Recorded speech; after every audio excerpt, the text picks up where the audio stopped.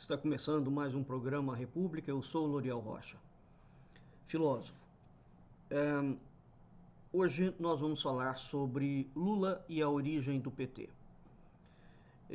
No segmento desse programa, não sei se dará tempo, nós vamos falar também, eu vou trazer a temática da destruição das esquerdas no Brasil, da origem disso, e também é um tema importante, anexado a isso, falar sobre a chamada transição democrática do regime militar, portanto da ditadura militar, para a nova república, né? Todos esses assuntos estão entrelaçados. Bem, o Brasil vive um cenário político sui generis, né? O mundo também. Pelo mundo afora, nós vemos em alguns países uma radicalização da política no que diz respeito ao espectro das pautas de direita. Nós estamos indo para a extrema direita. Todo extremo em espectro político é sempre violento e ele é sempre revolucionário, independentemente de você de ser um espectro de direita ou de esquerda, tá claro? É preciso entender uma coisa, que é o seguinte, em termos de definição e de conceito e de praxis. Política não é a arte da guerra. Política é a arte do diálogo. Então, quando você tem um governo que assume um discurso onde a guerra está em primeira linha, e evidentemente, para você ter uma guerra, você tem um inimigo declarado, e o objetivo de toda guerra é eliminar o inimigo, porque é isso que nós precisamos de entender. O objetivo da política não é eliminar o inimigo. O objetivo da política é conviver com o outro lado, a oposição. Então, o espectro político correto, ele não tem inimigo, ele tem oposição. No Brasil, isso hoje está completamente embaralhado, e é de tal forma terrível esse conceito, essa verdade, que as pessoas não entendem mais, não é? Por falta de cultura, por falta de conhecimento, por falta de educação, por falta de uma série de coisas e, sobretudo, por achar que quando se informa através de mídias sociais se está tendo acesso à verdade. Não, nós estamos assistindo um fenômeno também extremamente nefasto e danoso, que é a divulgação de um turbilhão de mentiras pelas mídias sociais. Não é? A história ela é feita dentro de documento, com documentos, com fontes documentais. E você precisa de interpretar a história. E essa interpretação da história, ela não tem necessariamente um propósito político. Aliás, ela não pode ter. Não é? Então, quando o intelectual pega os estudos da ciência ou da academia, né, da parte técnica, da sociologia, da história ou da filosofia, seja lá o que for, e o coloca a serviço de interesses, sejam eles privados, sejam eles públicos, veja que nós já estamos, portanto, pegando aquele conteúdo e manietando o conteúdo porque tem um patrão a quem aquele conteúdo está servindo. Então nós já estamos diante de um projeto ideológico. Tá claro? Veja que isto também não é educação. Isso também não é ciência. E hoje, no mundo moderno, todas essas coisas estão misturadas. Vou dar um exemplo.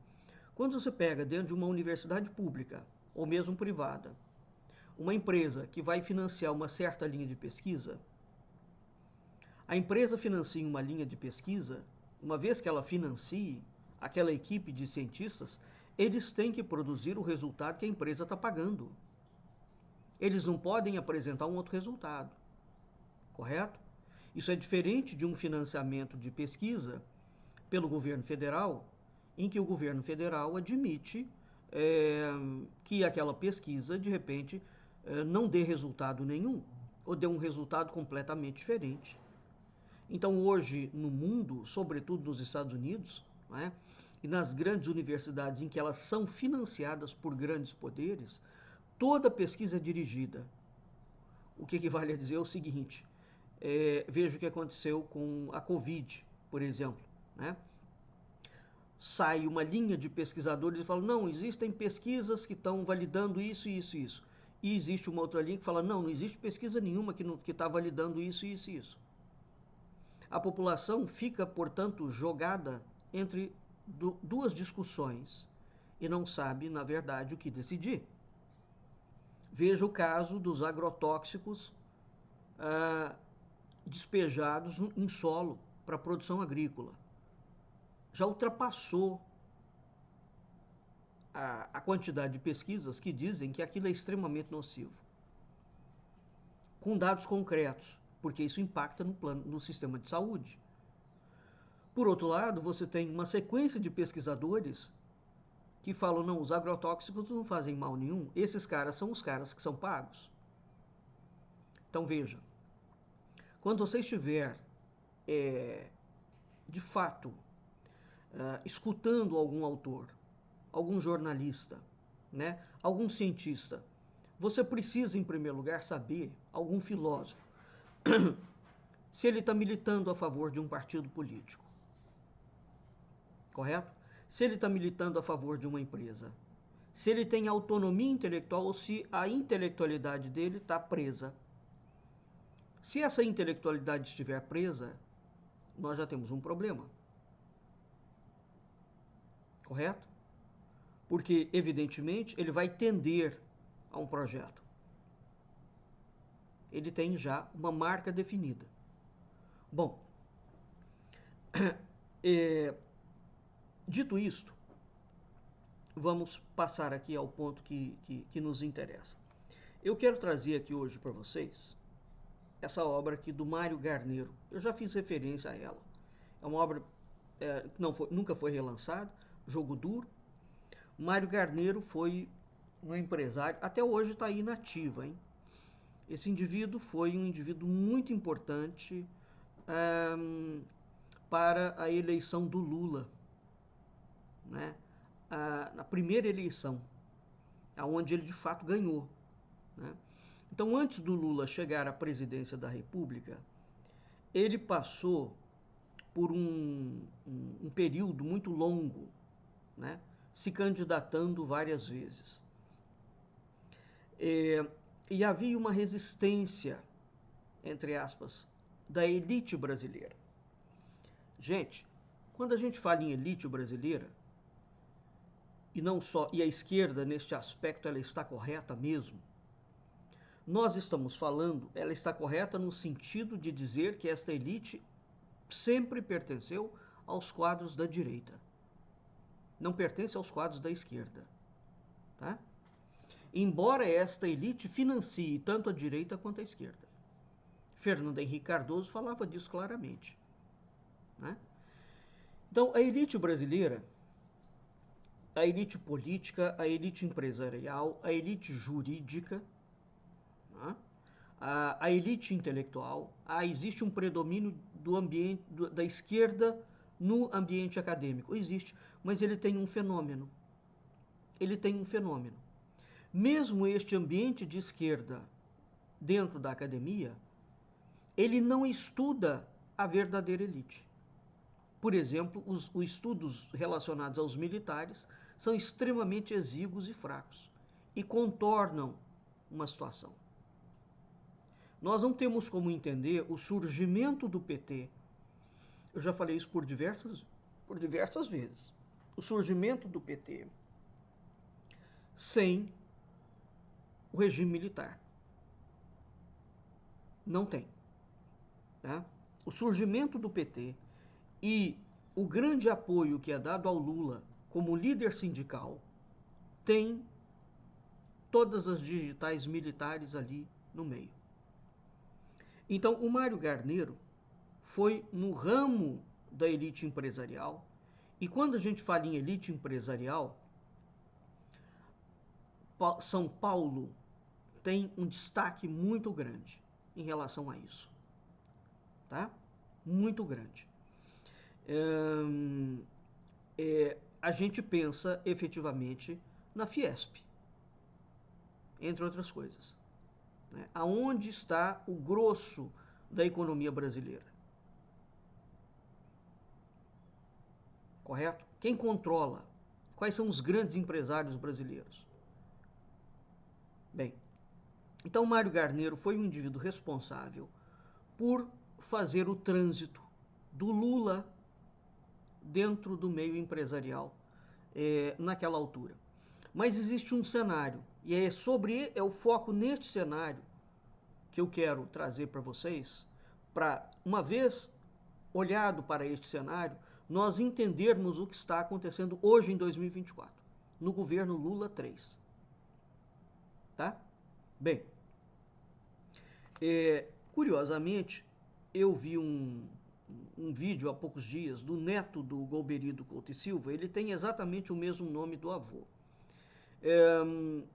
É um acadêmico, pelo visto. Esse indivíduo fez mestrado, está defendendo o doutorado, e tem um vídeo dele no YouTube dizendo que ele vai processar o Flávio Gordon, o Roberto Mota, o Ivan Seixas, e ele cita também o Olavo de Carvalho.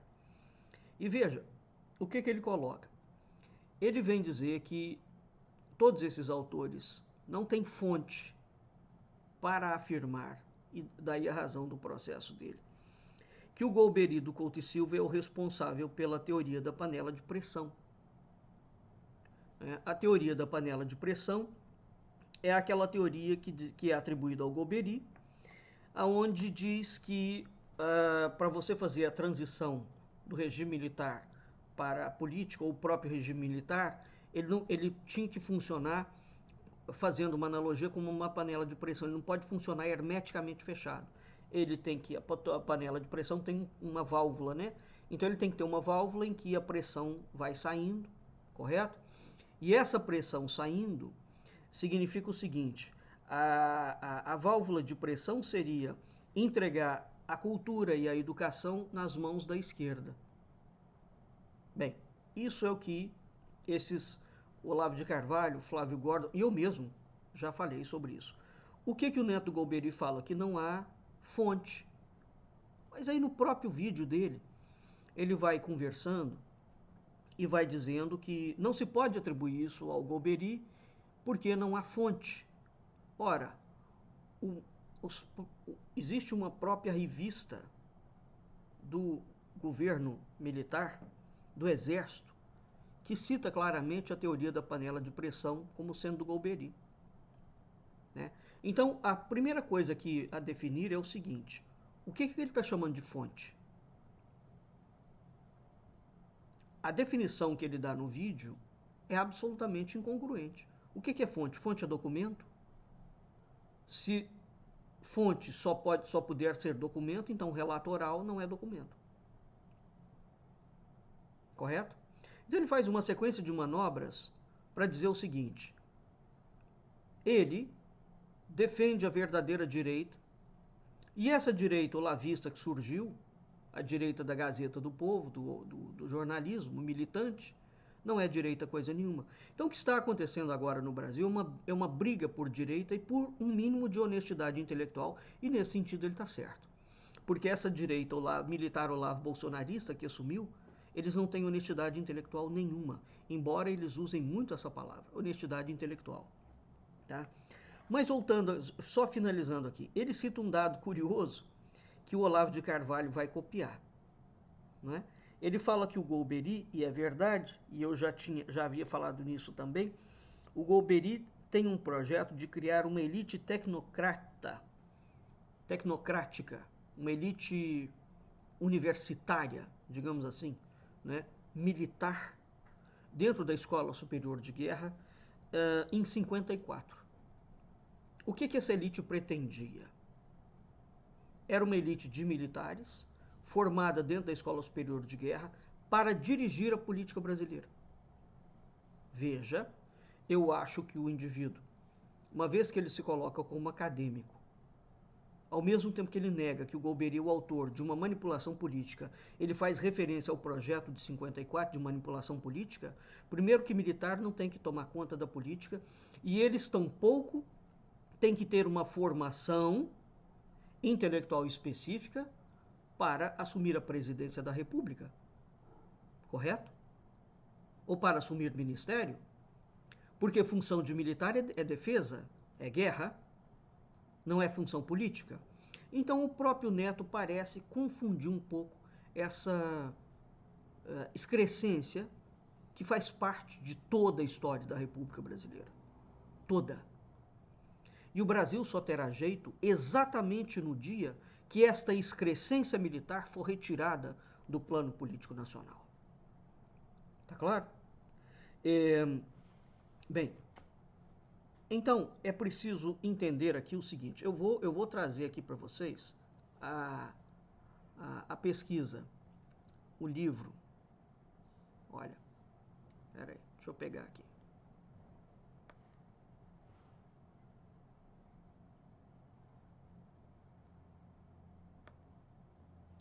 História Oral do Exército, 1964, 31 de março, tomo 3, Biblioteca do Exército Editora. 1964, 31 de março, o movimento revolucionário e sua história. Tá? Isso aqui, então, foi lançado em 2003 pela Biblioteca do Exército, volume 3, Rio de Janeiro e Minas Gerais, coordenado por Aricildes de Moraes Mota, 1964, 31 de março, o movimento revolucionário e sua história. História oral do Exército, hein? Oral.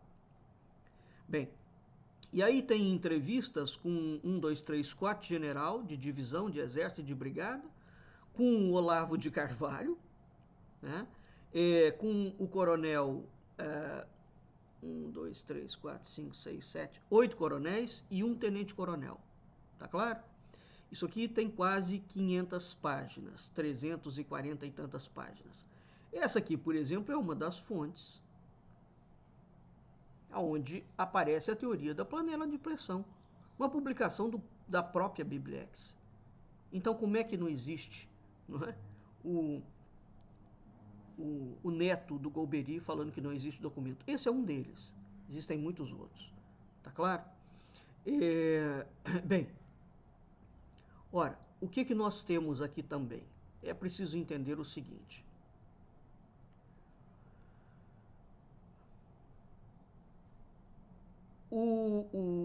Quando o regime militar está nos seus estertores, e eu já falei muito sobre isso, eles só entregam o Brasil para a política, a milicada só sai do poder, porque o Brasil a economia brasileira estava literalmente em frangalhos. Ao contrário do que te contam. Mentira pura. Os militares tinham endividado o Brasil junto a 800 bancos internacionais. A inflação brasileira estava sendo segurada por artifícios econômicos. Foram os militares que criaram o Banco Central, né? E foram eles que dolarizaram a economia, começaram o processo de anexação do Brasil ao esquema do globalismo internacional. Isso tudo é feito da milicada, não é feito da esquerda, não. Bem, você fala, não, o Brasil não tinha inflação na época. Bom, o milagre brasileiro, o chamado milagre econômico brasileiro, ele foi construído não por virtudes próprias do governo. O governo era um governo descacetado, não fazia nada. O governo, o chamado milagre brasileiro, foi produzido não por eficiência técnica, não por industrialização, não por uma economia pujante, mas através de empréstimos internacionais. Você vai lá fora, junto a 800 bancos, pega empréstimo, injeta dentro da economia e aparentemente a economia roda. Foi isso. O Delfim Neto, durante todas essas décadas, e o Golbery e outros grandes milicadas, né? O avô, o pai do ex-presidente do Banco Central, né? que saiu agora. Todos esses caras ajudaram a segurar o monstrengo. Todos eles. Por isso que eles ficaram famosos. Né? Bem, quando aquilo ali não dava mais para mentir, nem para mascarar, eles fizeram a chamada redemocratização. E aí, mas essa redemocratização, ela foi planejada pelos militares, porque já havia uma pressão desde a década de 70. Você vê que levou ainda 10 anos, quase 10 anos ou mais de 10 anos, para voltar o poder para os civis. Bem, esse negócio só voltou porque o Brasil não tinha mais como segurar a economia brasileira. E quando eles soltam e passam, o Sarney assume, todo mundo deve se lembrar, quem tem mais ou menos, né, mais de 40 anos, deve se lembrar. Eu me lembro perfeitamente, porque eu tô com 60, que a hora que o Sarney assume, a inflação explode na mão dele. Explode, literalmente você tem uma inflação do zero, que vai do zero, para 2.000% ao mês. E daí vem aquela sequência de planos, né? Plano cruzado, plano real, uma sequência de planos, plano Collor, plano Sarney, plano Collor, plano do Fernando Henrique Cardoso e vai por aí afora. Vem uma sequência de planos dos civis para controlar o descalabro inflacionário gerado pelos militares. Porque o Sarney assume, ele é o primeiro governo depois dos militares. Se não havia inflação, como é que ela passa para 2.000%? Aquilo não foi criação do Sarney, correto? Este ponto aqui, por exemplo, que eu estou citando para vocês, é um ponto em que a desonestidade intelectual brasileira não cita. E não mostra, não aponta para o boi verdadeiro. O boi verdadeiro estava lá atrás. Então aquilo explodiu no colo dos civis, da política, e de fato os civis foram os civis, controlar a bomba que os militares armaram. Agora, a milicada, para sair do poder, eles deram algumas condicionantes. E esse é o foco que eu quero que vocês entendam. A última fase da ditadura militar, não é? Que tecnicamente não pode ser chamado de ditadura, ele é um regime civil-militar, ele é definido desta forma por uma safadeza militar, né? Por uma maracutaia, por uma pilantragem, por uma canalice militar. Por quê? Porque, teoricamente, houve a participação de civis no golpe militar. Mas, caramba, todo golpe militar tem participação de civis. E havia um congresso funcionando, um congresso biônico.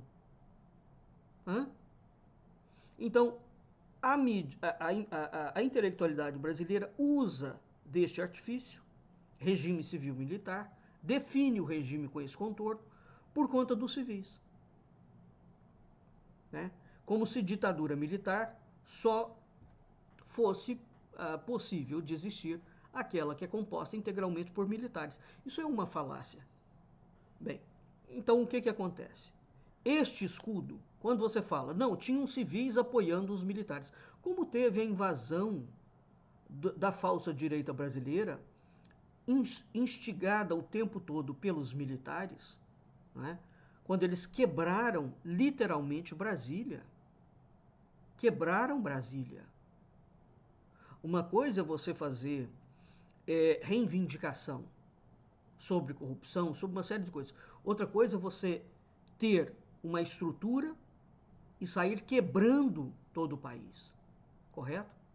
E agora, o próprio miliciano, um dos instigadores, juntamente com todos os militares, o miliciano veio de porta-voz pedir que o Lula anistie todo mundo, inclusive a ele. Ele não falou isso abertamente, mas não precisa de falar, meu Deus do céu, quem entende do jogo político sabe o que está sendo reivindicado, não é? Anistia para quem?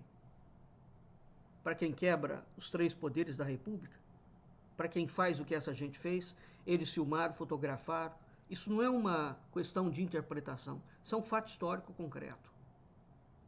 Tá claro? A esquerda teve os seus momentos, teve, mas nunca chegou nem perto disso. Nunca. Pode falar o que quiser da esquerda brasileira depois da nova república. Ela nunca fez uma coisa semelhante. Tá bem? Mas então, o que os militares fizeram? Eles criaram um escudo. Esse escudo ele sempre existiu ao longo da história da república. Eu também já falei muito sobre isso. Os militares brasileiros eles são a corja mais covarde dentro do espectro político nacional. Sabe por quê? Porque eles sempre armam os golpes e eles nunca aparecem como os autores do golpe. Como eles colocam civis, os civis é que saem culpabilizados e eles voltam para dentro dos quartéis como uma corporação ética, uma corporação competente, uma corporação impoluta e que está aqui para defender a democracia. O Brasil não tem democracia. Ou, antes, o Brasil tem uma democracia sobre um contorno militar. Eu já fiz muito programa sobre isso. Então, meus caros, a história brasileira, ela tem que ser lida com muito cuidado, porque ela é uma história completamente escamoteada. Quando você fala regime democrático, bom, aí você vai ler o que a literatura consigna como democracia. Você vai ver que isso não se aplica ao Brasil. Tá? Bem, então, os militares de 64, para entregar o poder, eles fizeram uma série de pré-requisitos, traçaram uma série de pré-requisitos. A transição tinha que ser lenta, gradual e segura.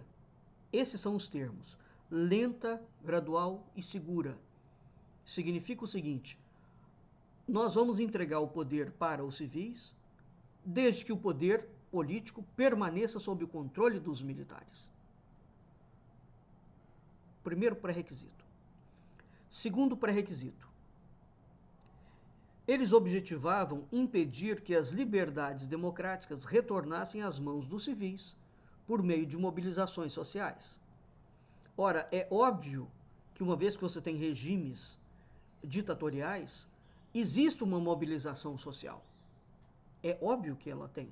Como na Argentina, em que você sai de uma ditadura extremamente sanguinolenta e você tem, por exemplo, as mães da Praça de Maio, que vão reclamar para a justiça, né, o sumiço dos seus filhos. Então é óbvio que os civis têm direito, inclusive a ONU reconhece que quando você está vivendo um regime de ditadura, o povo tem o direito de fazer mobilização social.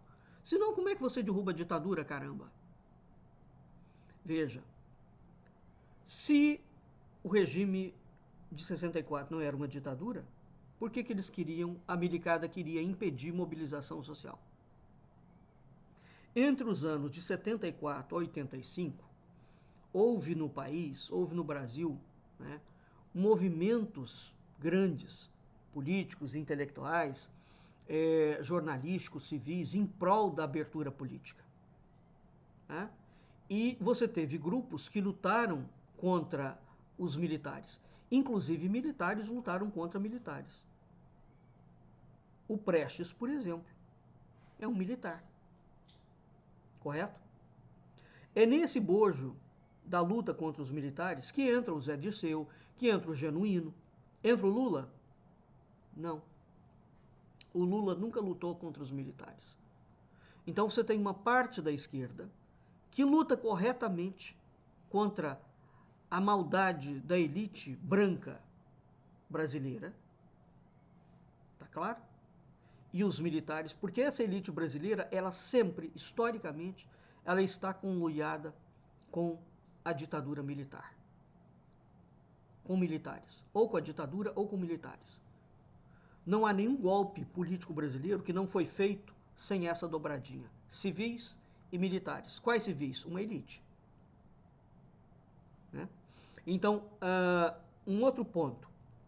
Um terceiro ponto. Os militares queriam impedir que os envolvidos, portanto eles mesmos, nos crimes de perseguição e de tortura, que teve, e não foram poucos, tanto teve, e tanto foram muitos, que o Vilas Boas deu sumiço, ele e outros antes dele, no arquivo do Exército.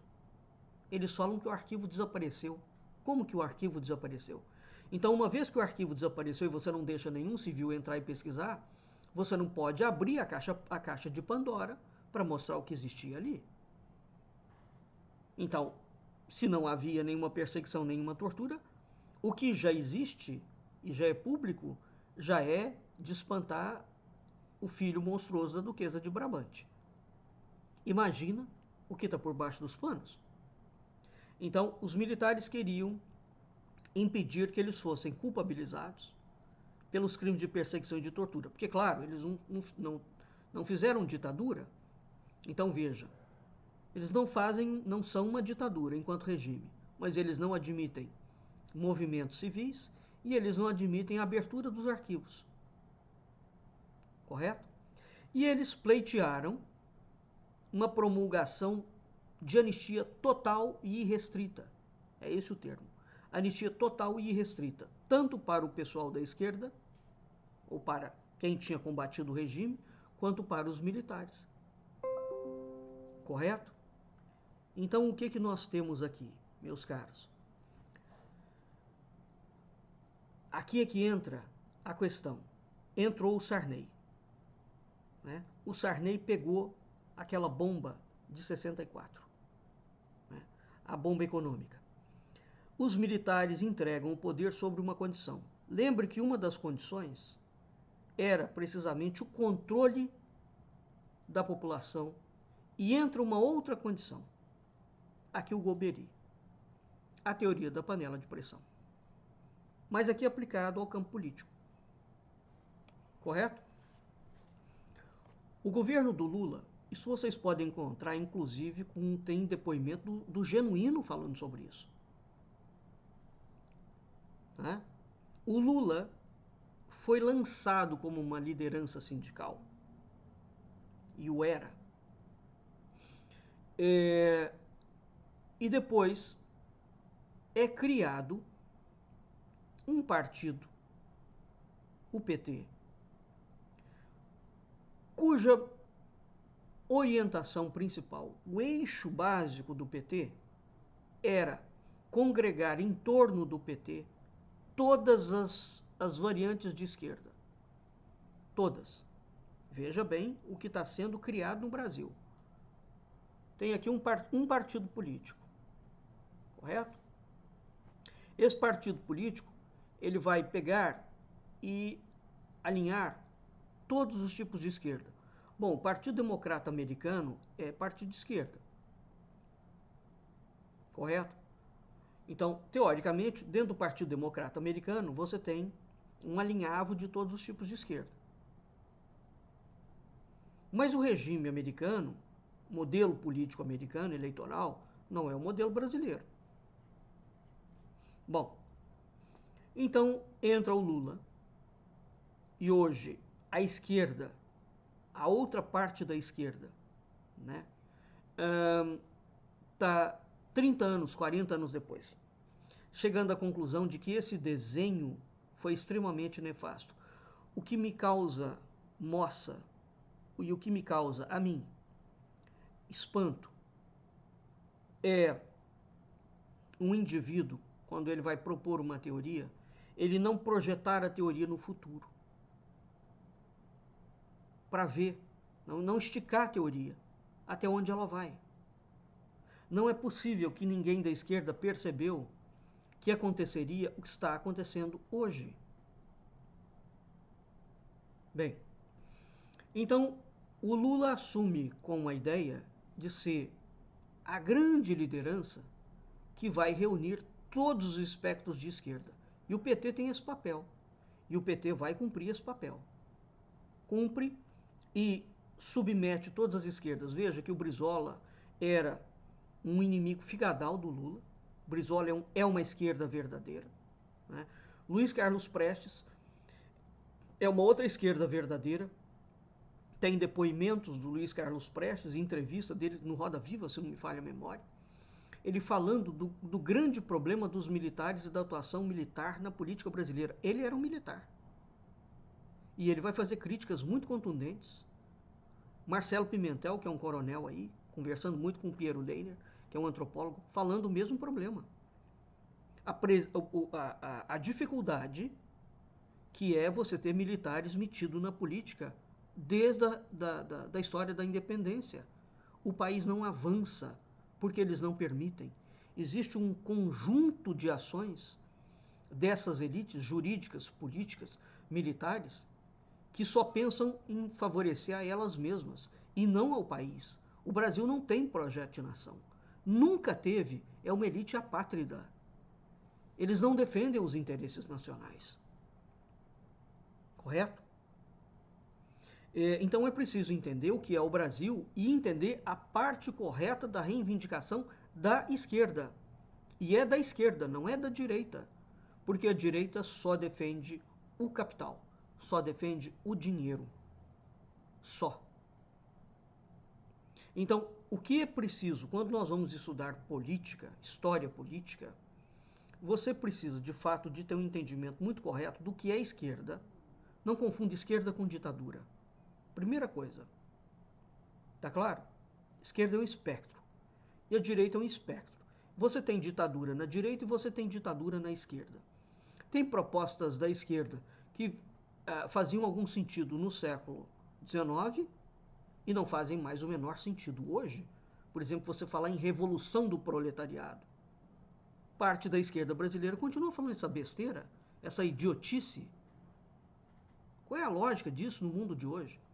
Parte da esquerda brasileira continua recusando o grande papel benéfico do capitalismo no sentido de uma modernização do mundo e continua dizendo que o bacana é você ampliar o grau de pobreza do mundo, dividir a pobreza. Né? Quer dizer, isso não faz sentido mais, percebe? Agora, o que na esquerda faz sentido? Fala, olha só, o mundo não é só dos ricos, o mundo é de todo mundo, o mundo é dos seres humanos.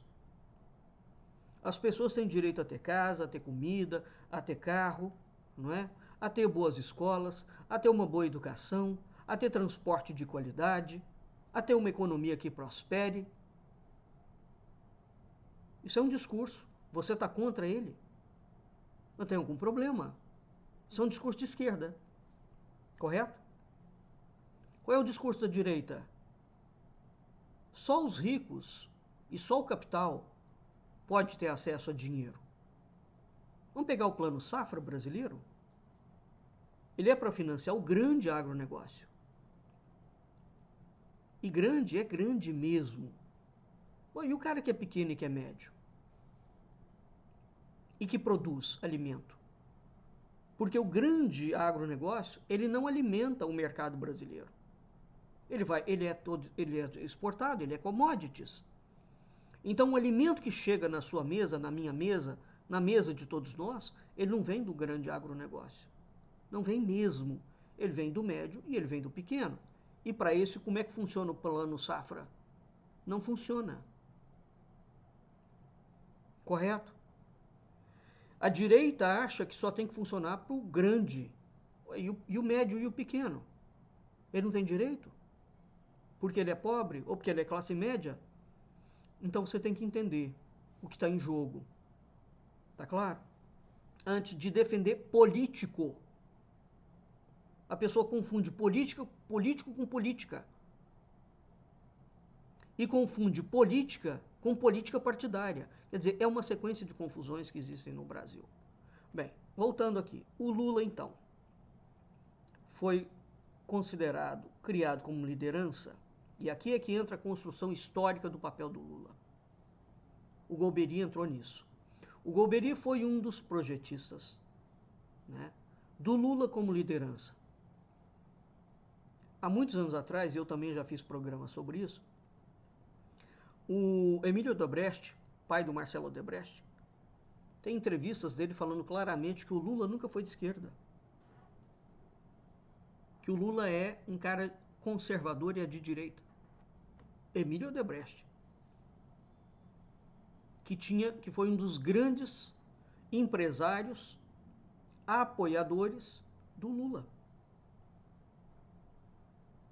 O Golbery também falava que o Lula não era de esquerda. Correto?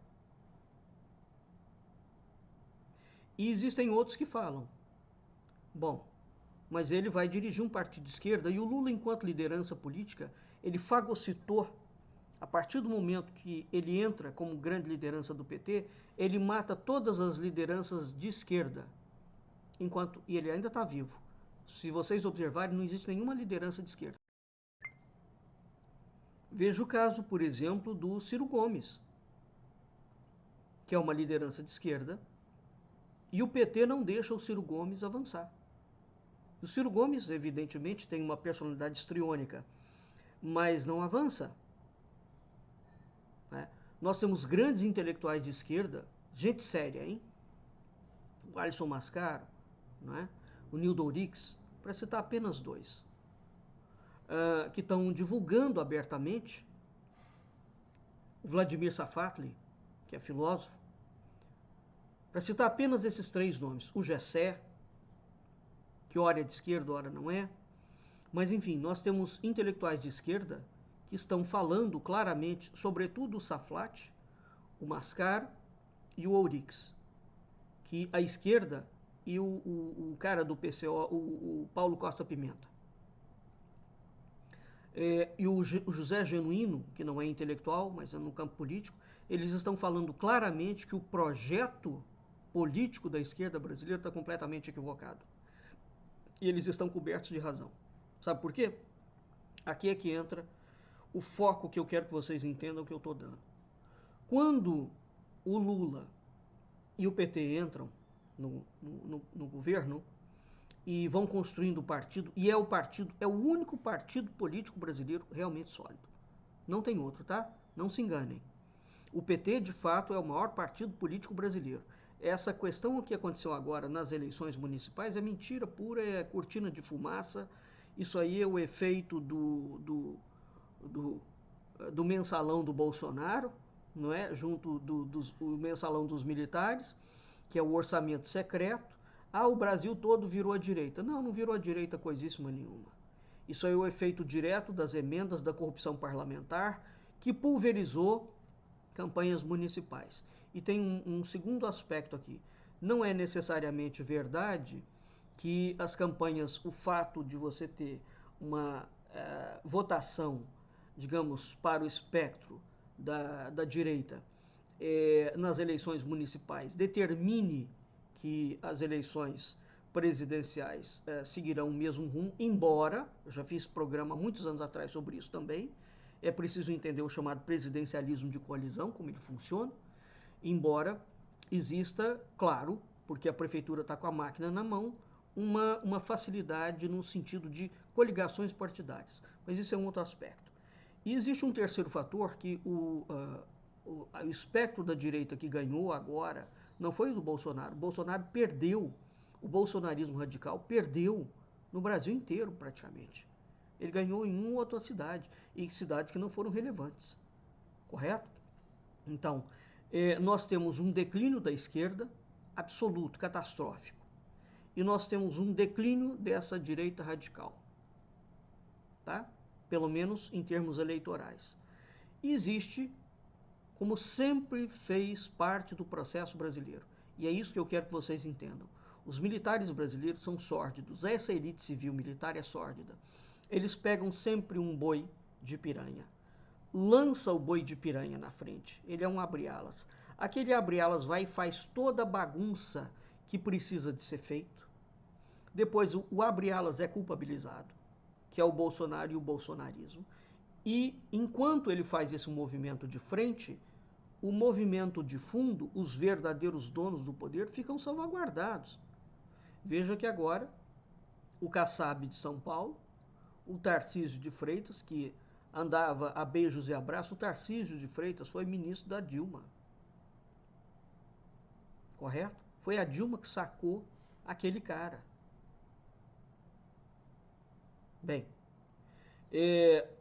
o Tarcísio é amicíssimo do Caiado. O Kassab já disse que o Tarcísio não concorre à presidência, que ele vai concorrer à reeleição em São Paulo. O Kassab sai, e o partido dele, como o grande expoente, e é um homem discreto, né, de uma nova forma de política. Quando o Lula, voltando ao Lula, quando o Lula chegou e o PT foram sendo construídos, eles de fato foram trazendo todas as esquerdas. Mas acontece que tem um detalhe. Tem um detalhe. A política de governo do Lula, aqui é que entra. Quando você fala assim, o que define uma esquerda em termos de política econômica? Se você não sabe o que define, você não vai entender o que o PT fez. O PT, ao longo do tempo, ele é construído como um partido de esquerda, né? E veja que o próprio PSDB, do Fernando Henrique Cardoso, que sempre foi um cara de esquerda, é considerado um partido de direita. E o Fernando Henrique Cardoso, o pai dele era militar, era general. Olha a política controlada. O Collor, o Sarney, teve ministros brasileiros que não estavam ligados a bancos. O Collor é o primeiro presidente que inaugura uma sequência de ministros da Fazenda, todos eles ligados a bancos nacionais e internacionais, ao grande esquema do globalismo internacional. Todos eles.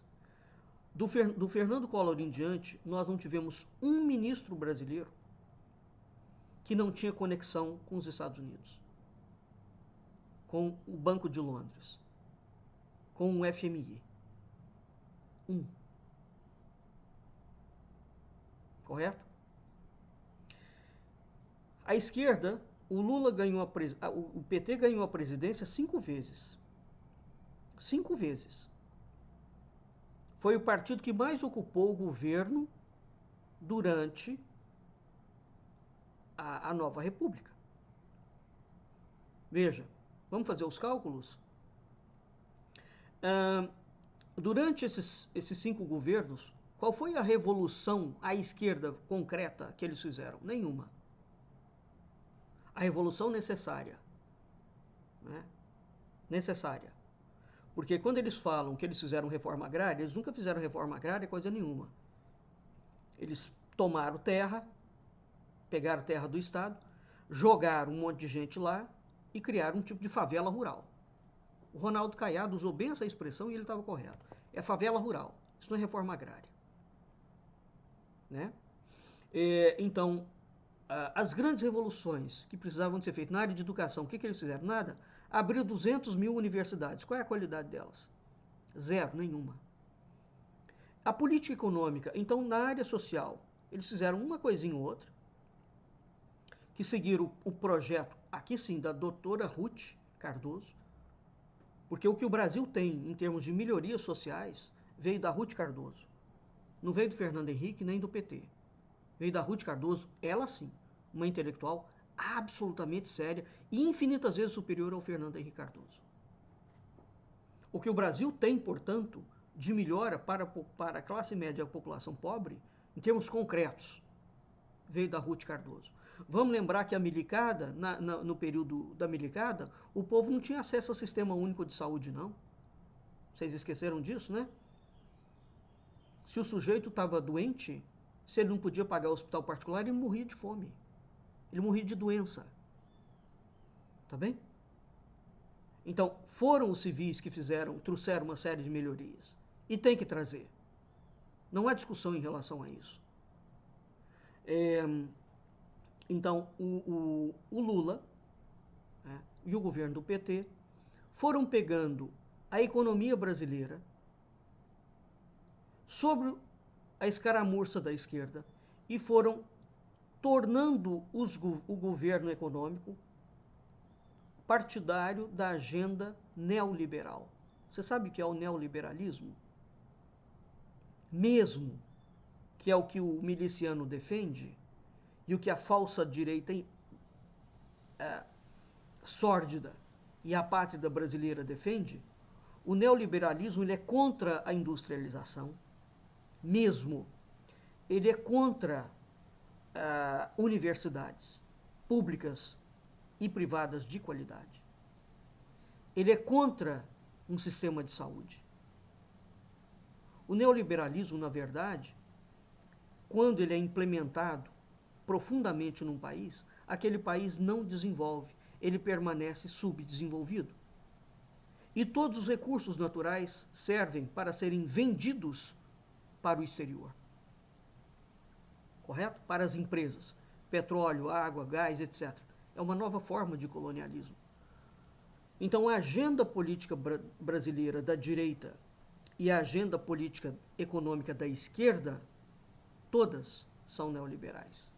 Essa é a tragédia do Brasil e essa é a grande responsabilidade do Lula, o grande crime do Lula e da esquerda, do PT, em relação ao Brasil. Uma parte da esquerda está agora ousando levantar a cabeça, porque o Lula está velho, não é? E uma vez que o Lula morra, não tem mais liderança. Está ousando levantar a cabeça e botando o dedo na ferida, porque é preciso colocar. Então, meus caros, entenda o seguinte: Lula, né, ao contrário do que vocês pensam, ele segue o mesmo discurso e a mesma política econômica dos militares e do miliciano. Tem uma coisinha ou outra melhor, porque ele, como pessoa humana, eu já falei isso e repito, é muito melhor do que o Bolsonaro. O Bolsonaro é um psicopata, né? É um homem mau, que, durante o seu governo, em atos concretos, mostrou a maldade e praticou ela. O Lula não. O Lula tem vários defeitos. É um indivíduo terrível como pessoa, como liderança. Ele fagocitou todo mundo. Todo mundo. Agora, enquanto liderança, é uma liderança política incontornável e incontestável. Gostando dele ou não. Correto? Mas o governo é um governo neoliberal. E qual o problema disso? Todo.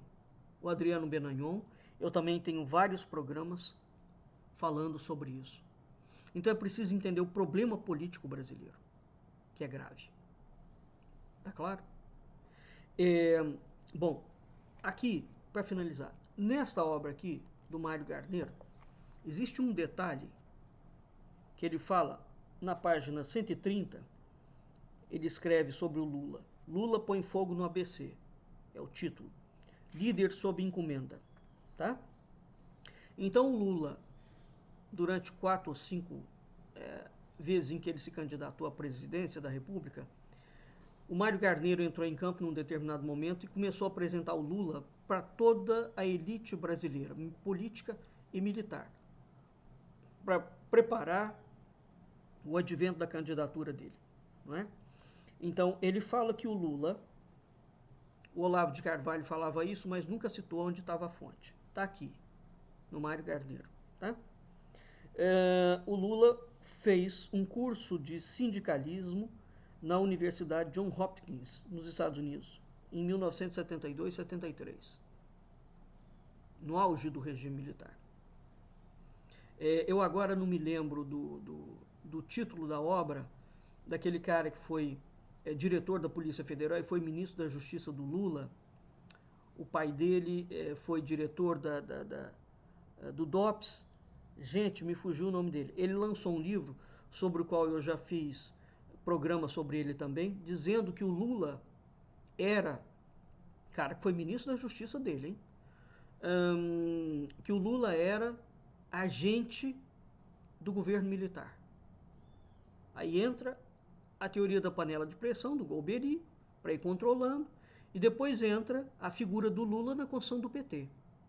Então, vamos juntando as peças, correto? Da transição lenta, segura e controlada. A transição, de fato, foi lenta, foi segura e foi controlada. Controlada por quem? Correto? Então é aquela coisa do você solta o cavalo de corrida com freios muito fortes na boca e grandes esporas. E o cavalo não corre. Ou quando te interessa, você dá uma esporada no cavalo, ele corre um pouquinho, né? E quando não te interessa, você arrebenta a boca do cavalo puxando o freio dele. É assim que funciona o Brasil. Tá? Então existe sempre esse mecanismo que eu tenho tentado de todas as formas mostrar para vocês. São dois movimentos distintos. Um abre alas, que vem, faz uma barafunda, um barulho grande, e outro que está por trás.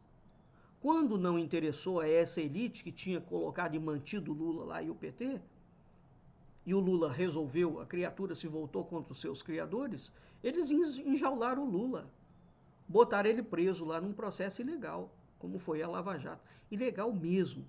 Agora veja que coisa curiosa. O Supremo, que na época concordou com o Sérgio Moro, depois o Supremo discorda do Sérgio Moro. Esse é o papel do Supremo Tribunal Federal e é preciso entender a juristocracia do Supremo e para quem o Supremo trabalha, que não é para a classe política. A classe política eles mantêm na mão. Tá? Então, a verdadeira elite brasileira, ela não está no Congresso Nacional, não. Vocês têm que parar de ser bobo, deixar de ser enganado. Quem manda no Brasil não está dentro do Congresso, não. E tampouco está no Judiciário. Quem manda mesmo não está ali, não. Ali estão os prepostos, os pau-mandados desses grandes senhores da guerra, que desde 1822 ocuparam o Brasil e não querem sair e não vão sair tão facilmente. Tá? Bem, então aqui o Mário Garneiro, o grande papel do Mário Garneiro nisso aqui é contar a história dele da Brasil Invest. Foi um dos grandes escândalos. Contar como é os bastidores do poder. E depois, a forma, né, como o Lula foi trazido e foi absorvido pelos militares e um partido de esquerda, né? O Geisel negociando, o Mário Henrique Simonsen, né? Evidentemente, toda uma... Claro, ele falou no livro que pode falar. Como o Lula, como peça sindical, foi uma estratégia de distensão tramada pelo Golbery. Vou ler a frase dele. Lula foi a peça sindical na estratégia de distensão tramada pelo Golbery. O que não sei dizer é se Lula sabia ou não sabia que estava desempenhando esse papel. Só isso pode explicar que naquele mesmo ano o governo Geisel tenha caçado o deputado Alencar Furtado, que falou uma ou outra besteira, e uns políticos inofensivos de Santos, e tenha poupado o Lula, que levantava a massa em São Bernardo. É provável que, no ABC, o governo quisesse experimentar de fato a distensão. Lula fez a sua parte. Tá bem? É isso que é a teoria da panela de pressão, em parte, aplicada no terreno político. Então nós voltamos ao Emílio Odebrecht. E nós voltamos às declarações de fontes orais junto com Golbery, né, onde os militares terão as digitais dentro do processo da esquerda, do controle da esquerda. O Lula, quando ministro, e mesmo agora, ele foi o governo que mais beneficiou os militares e os banqueiros. Correto? Verdade ou mentira? É verdade. Por quê? Mas não era exatamente os militares e os banqueiros um dos grandes problemas do Brasil? Como é que você tem um governo que beneficia militares e banqueiros? Então, meus caros, aí é que está. Lula lança-se como um grande sindicalista, fazia parte da moda, né? O sindicalismo, né? Como um movimento emigresso da esquerda internacional. Pouco tempo depois, o Muro de Berlim vem à bancarrota, né? E nós temos, então, uma formação de novas lideranças. Só que as lideranças brasileiras são controladas. Tá bem? Enquanto isso, o povo fica aí mergulhado em disputas de fandangos, não é? Adorando político safado e corrupto, como Bolsonaro e muitos outros, não entendendo rigorosamente nada dos bastidores do poder. Aqui o poder com P maiúsculo. Quem manda no poder não exerce o poder. Tá claro? Não exerce o poder. Vamos ficando por aqui e eu vou ainda fazer um programa sobre a transição democrática. Para vocês verem o problema que foi aquilo, o problema que os militares criaram e as condições. Vamos voltar às condições que eles colocaram para entregar o poder para os civis, para fazer uma transição lenta, gradual e controlada. Até hoje, ela é lenta, ela é gradual e ela é controlada. Vamos ficando por aqui. Até o nosso próximo encontro.